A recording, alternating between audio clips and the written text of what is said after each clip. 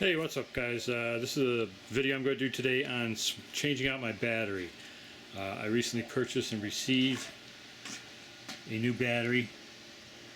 It's 52 volt, 28 amp hour. So this is a 48 volt, 26 amp hour. So 28 amp hour is a little bit bigger capacity, should give me a little more distance. But the main thing is it's 52 volt, where this is 48 volt nominal. That's 4 volts difference. So this is with electric motors. Voltage equals speed, so this should give me some more speed on my top end, and it should help my acceleration as well.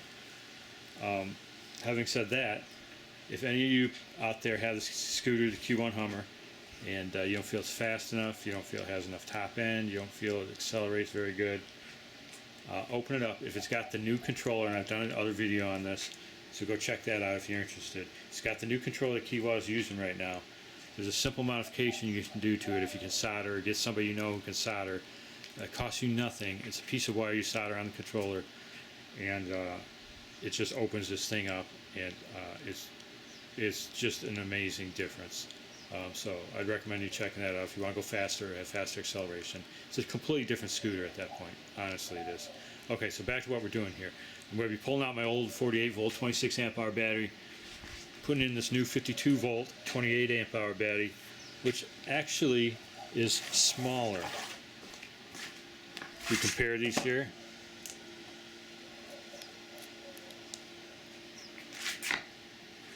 and if you look at the end, it's actually, the new battery is actually a little bit smaller than the old battery. Now I had this custom made from a shop in China. I contacted them through Alibaba and discussed it with them, and gave them the dimensions. They said they could do it.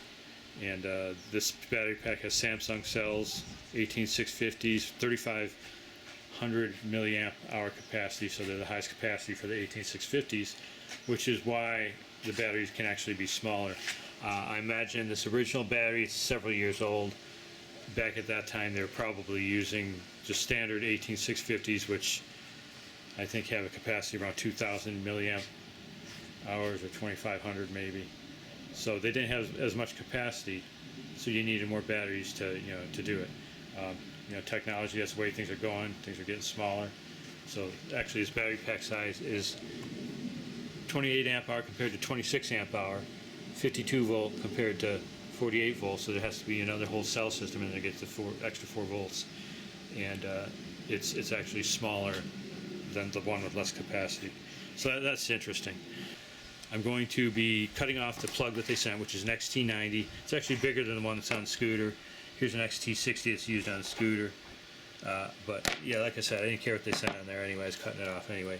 Same with the charging port. It came with basically like this type of plug like you see on the back of the stereo. That was the charging port on the battery, and then the mating one was on the charging port of the charger. I've already cut that off on the charger and rewired in my existing charge port. I had 2 of the Qiewa chargers, so I cut the end off one of them. Actually, I disassembled it. There's screws in it. I disassembled it and then reconnected it up to this new charger so I can use my same charging port on the scooter. Okay, here's the charger. It's 58.8 volt. That's the top end charge for a 52 volt battery, 5 amp. So the Qiewa charger, the 2 amp, takes 12 to 14 hours if that battery is fully drained. This one being a 5 amp, I imagine it's going to charge much faster. So that's good too. So the first thing I'm going to do now is I'm just going to pull my controller out. I'm going to completely unwire the controller, just get everything out of the chassis there, and then next after that I'll be removing this battery, and then dropping the new one in, and then just doing some wiring. Okay, so I've completely removed the controller now, and all my wires that were connected, most of them are on cables. Basically there's 5 cables that come down from the handlebar, and then another separate one which is thicker than the others. This one here, the thicker one's your brake cable. So besides your brake cable, there are 5 other cables that come from your handlebars. So I've got everything completely disconnected here. This is where I'm at now. I'm getting to the charger port here, and the original charger port is connected through this connector here to the battery. I don't plan on swapping controllers back and or batteries back and forth a whole lot. I'm probably just going to leave my 52 volt in there if everything works out well, and then every 3 or 4 months throw this one back in there to charge it and give it a little bit of a workout before I store it again. So I'm thinking of just getting rid of this whole thing. I don't really need a plug on it. I'm not going to be moving it that often. I'm just going to connect the charge port wires from the new battery. I'm just going to cut this all out. I'm going to use wire nuts to connect it to the charge port in the scooter. Okay, so I've cut this off now, and now the battery should be free to come out completely with my breaker on it still. So I'm going to try to pull the battery out. There's probably some sticky tape or something on the bottom, so we'll see how hard that is. So got the battery out now, and it was a lot harder than I thought it would be. This sticky tape they're using at the bottom here, I'll tell you what, that stuff held tight. It was a struggle to get that out. It had just barely started getting this end lifted up enough where I could get my fingers under it, and then just struggling with it. And the whole thing too is these battery packs are made basically in a cardboard box and surrounded by plastic, so I could see that the battery, as I was pulling up, it was starting to bend that cardboard a little. It's like, man, I don't want to damage the battery. So there's a fine line of how much you can do. Eventually got little by little, and then eventually finally got the whole thing off. So here we go. Here's 2 batteries. Not only is the newer one a little bit shorter, it's also not as tall. I guess that didn't come out right. It's shorter, and the length is shorter as well. So this is again a 52 volt 28 amp hour Samsung cells, and this is a 48 26 amp hour. So more capacity, more voltage. The difference between older and newer. And again, this has 18560 cells, 3500 milliamp. This has 18560 cells, but probably only around 2000 milliamp hour, 2500, somewhere around there. So more capacity in the batteries equals less size. So yeah, everything works out good. I still got this battery's still good. I ohmed out. Still got my voltage on it. Before I took it out, I ran it down to about 60% of its voltage, took it down to just under 50 volts, and that's where they say you should store batteries at if you're storing them for several months or more. So that's where I'm going to leave it, and then every 3 or 4 months, probably 4 months, I'll drop it back in the scooter, fully charge it, run it around a little bit, just give it a little bit of workout, and then again return it to just under 50 volts for the next storage period. But you got to do that, or the battery eventually it's not going to be good anymore. So I'm gonna try to keep up on that, but I'm gonna be riding with this one.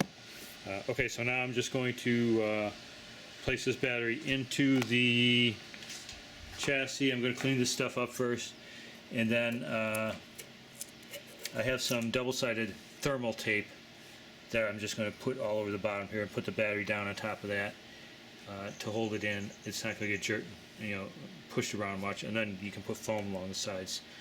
And that's good enough. I'm not shipping it anywhere, and that way I'll be able to swap the batteries fairly easy without having to go through what I just did here. Okay, so that's what I'm going to do. Clean this up, put some thermal tape in there, and then set the new battery down inside there. No doubt it's going to fit. It's smaller than the other one. The only other dimension would be the width, and I can see by stacking it on top of it.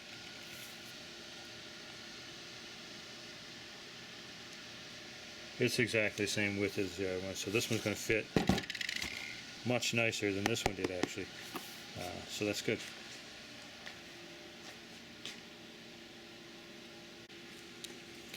I got it cleaned out, got the new battery sitting in there. You can see there's a lot more room. The other battery came up to about this far. I got my red wire coming out of my battery, going into my 40 amp breaker, coming out of the 40 amp breaker to my connector, and the black wire coming out of the connector just goes directly back straight to the battery. So black wire goes straight through, red wire we're splitting through this 40 amp breaker. And then, okay, so that's good. Now, next thing we got to do is take care of the charging port. So here's my charging wires coming out of the battery. I basically need to connect those up to my charging port here. Okay, got the charger port rigged in there now. And just got the wire coming out of the battery for the charger port. There's two wires on the inside coming from my charger port, and I just got them tied together, red to red, black to black, with wire nuts. I don't want to use the clip. I'm just going to use wire nuts. That makes it easy to take it apart and swap in another battery if I had to anyway. And I took out a big chunk of wire and made this nice and short. There's long stretches of wire on that port before, so just cleaned up a little more wiring. Okay, now before I plug a controller on and do anything else, I'm just going to double check. Measuring my voltage on my battery across this connector that I now put through the circuit breaker. I should be able to measure 48, or my battery power 58, if it's fully charged, 58.8 volts across here. Red to red, red to the positive of my meter, black to negative, just so I'm sure my polarities. And then also I'm going to measure on my charging port. Of course not here, I'll actually measure it down here carefully because you don't want to short out these pins. I'll throw the meter on these two pins. The one that's on the top there is my negative, and I forget which one's positive. I'll have to compare it to the charger, but basically that's what I want to do. Plug in my charger, measure my charger pins, make sure those pins correspond to these pins, positive and negative, so I don't reverse my battery. Got to be absolutely sure of that, so I'm just going to do a sanity check on that. Alright, so I just double checked everything. Everything looks good. Put my meter, red probe on the red, black on the negative here. I got my full battery, polarity is correct. And then I also measured the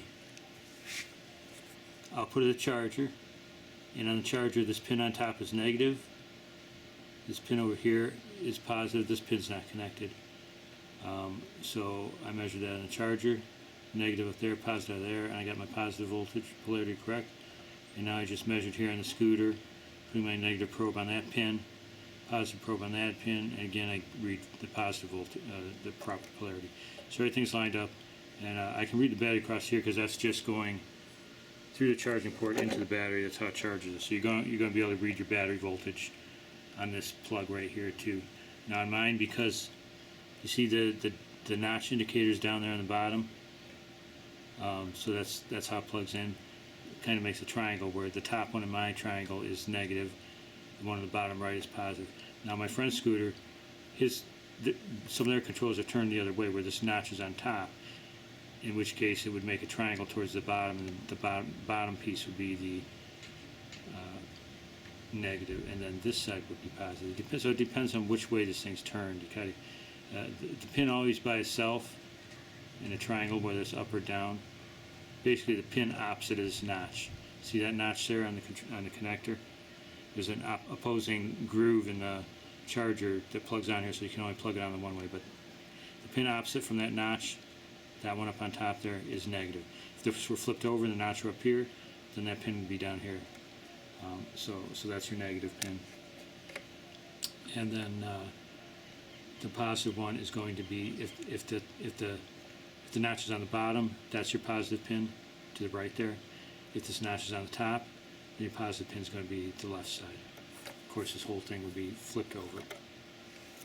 So that all ohms out. Everything looks good. Everything's looking good here. Got my basically the battery connected through the breaker. Got my charge port connected.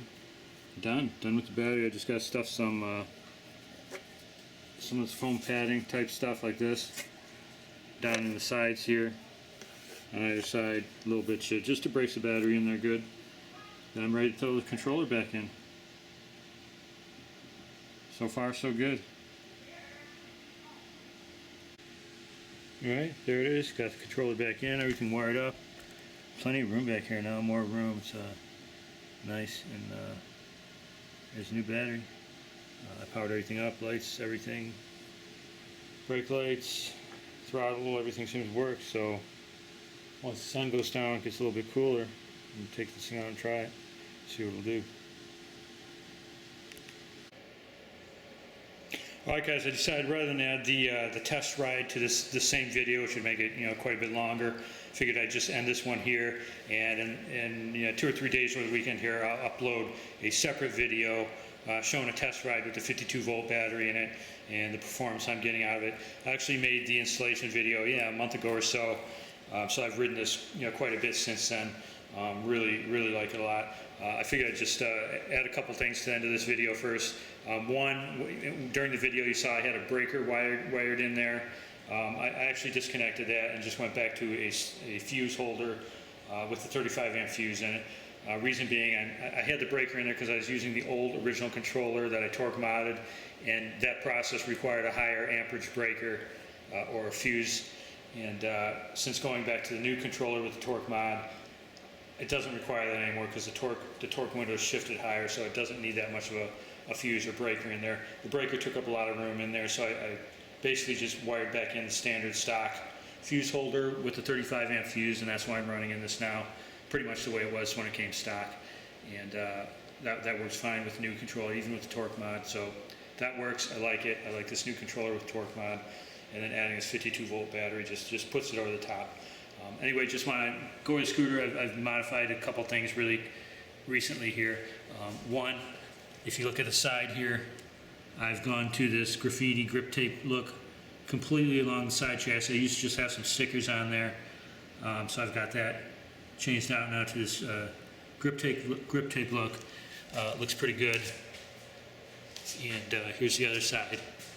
Another thing you'll notice is I completely removed the side lights that used to be here, the stock side lights. I had put some purple film in there to make them purple, but with this LED deck I got here, the side lights just kind of took away from the LED look of the deck, and they were just on solid all the time, and I found that I was just sticking with purple and blue color. This LED deck has many different colors, green, red, orange, different colors and patterns, but I was limiting to just purple and blue because the other colors were clashing with the purple lights I had on the side, and actually those lights just kind of took away from the deck look, so I decided to just remove those altogether. It's a nice and clean look now along the side. Don't have those lights on the side anymore, and again, because of my deck here, I don't really need those, so I just removed them all together, and then put the graffiti grip tape look completely along the side. Took all the screws out, my kickstand and everything off. Put this on, and then reattached everything. So that looks really good. I like the looks of that. Same look that I have on the board, both the strip on the top and underneath the acrylic board. I have that same look underneath the board, up on my fender, and also on the steering stem. So it's all decked out, and that has the same look all over. I like that a lot. I've done another video on this, but I installed new brake lights back here on the back. Instead of using the stock brake lights, I brought this LED strip out to the back, so that's now my brake light. I'm hitting the brakes now, and I like that a lot better, hitting the brakes on the back. It's it's an LED strip, kind of wraps around on the bottom of my other LED strip there. Here's the original LED strip. That's just the purple and blue lights going right now. Did that quite a while ago. That's a secondary LED strip separate from the board. So I got two LED controllers in there. I can make this one different color than the board. Right now I got them doing the same thing, but I can change it, make the back look different than the board. I really like that. It really lights up the back wheel, especially at night. Just lights up the whole back area of the scooter. So that's another thing I did. And one more thing I did is I installed some running lights here on the front. They're just some LED strips. You can kind of see them there. I've got two of them on each side. And those things are blazing bright. Let me turn them on here real quick. There they are. And you can see those things are really bright. Can't be missed like with those on coming down the road. And they light up the front of the scooter close to you pretty darn good. I also moved my headlight here down from, I had it up here on my bar. I moved that down here lower so it's more towards the road, and I can aim that down or further up the road just by going like that.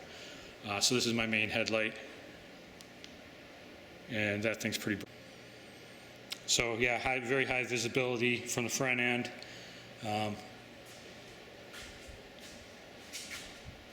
Here's kind of what those LED strips do. Let me turn it off and get a difference. So you can see there's my regular headlight lighting up there. And then these new running lights, I like to call them, just light up the whole front end area there, close to the scooter. So you can see, works really good at night, and very high visibility, obviously, to any cars, approaching you from the side. So that's about the things that I've done recently to it. And again, I'm going to upload another video in 2 or 3 days or the weekend here with the ride I did, showing the performance of the 52-volt battery. Other than that, that's it for this one. Got my Marilyn Monroe sticker down there underneath the back. And other than that, that's it for this one, folks. And I'll be uploading that other video in a couple days so you can see the performance I'm getting with the 52-volt battery and the new controller with the torque mod.